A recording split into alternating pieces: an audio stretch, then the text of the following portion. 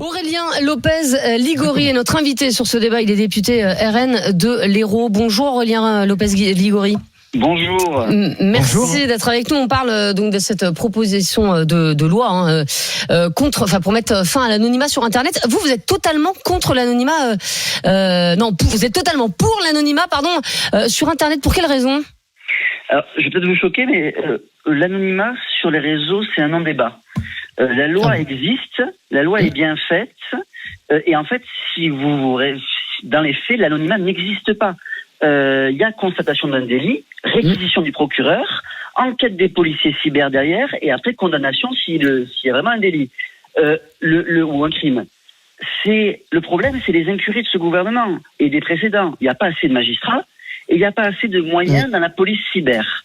Et donc derrière, on arrive sur une logique où mieux vaut pour le gouvernement, au lieu d'investir dans la police et d'investir dans la justice, c'est aux Français de récupérer les pots cassés avec des mesures liberticides. Et c'est pas ce que veut le gouvernement. Mais après, je comprends votre propos, mais le problème c'est qu'il y a déjà pas assez de juges pour juger des affaires qui sont parfois très importantes. Voilà. Et encore une fois, on va pas porter plainte.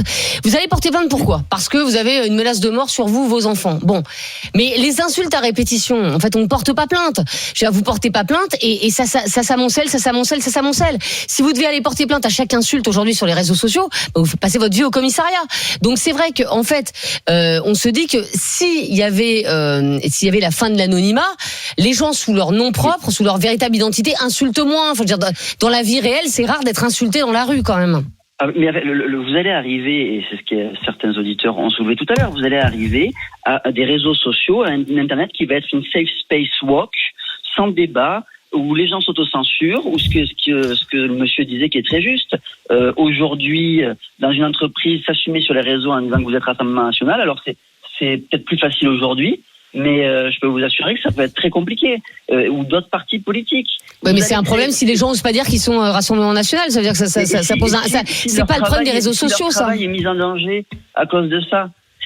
Vous avez créé de l'autocensure. Et puis, le débat aussi, c'est les réseaux sociaux aujourd'hui. Demain, ça va être quoi ? Les sites de rencontres. Parce que il peut y avoir du cyberharcèlement sur un site de rencontre.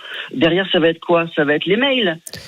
Vous pouvez. Excusez-moi, mais si j'étais sur un site de rencontre, je préférerais savoir à qui j'ai affaire. Vous voyez, mais attendez, regardez sur les mails.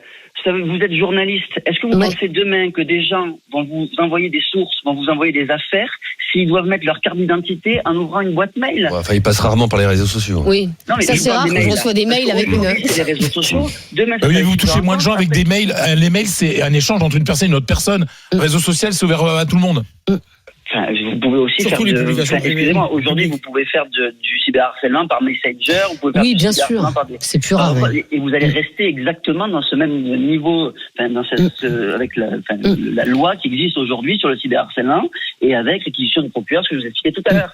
Et puis il y a un sujet latent aussi, c'est que les démocraties libérales qui ont essayé de faire ça ont toutes échoué. L'Australie a échoué, le Royaume-Uni essaye et ils vont échouer. Pourquoi ? Parce que l'équilibre liberté-sécurité ne peut pas être atteint. Les seuls qui ont réussi à le faire, c'est la Chine et l'Inde. Moi, j'ai pas envie de vivre avec un modèle de gestion des réseaux sociaux qui est appliqué en Chine.